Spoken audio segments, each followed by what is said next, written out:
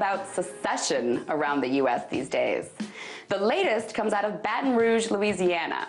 Residents of the city's southern unincorporated municipalities want to break away from Baton Rouge to form their own city called St. George because they are fed up, damn it.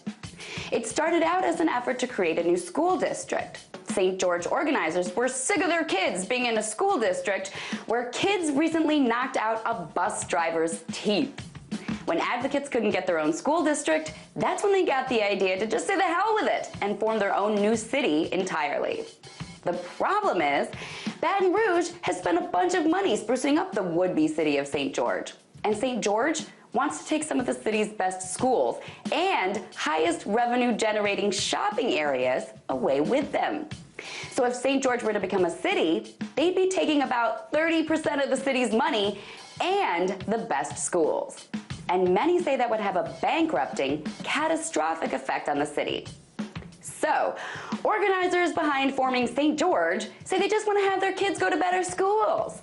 But they want to take the good schools with them, and a huge chunk of the city's income, and screw the rest of the city. That sounds like it might be a bad deal, right? It doesn't add up. What's missing from the equation are these numbers. 70% of St. George's 107,000 people would be white, with an average household income of around $90,000. 55% of the remaining Baton Rouge's 230,000 people would be black, with a much lower household income.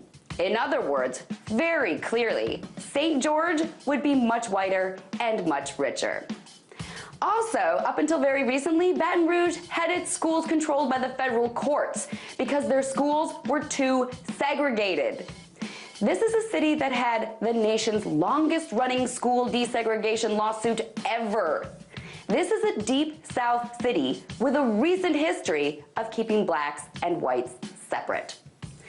So if there's any reason to be fed up in this story, it's because it's just another example of jerks in this country trying to take more for themselves and screw everyone else.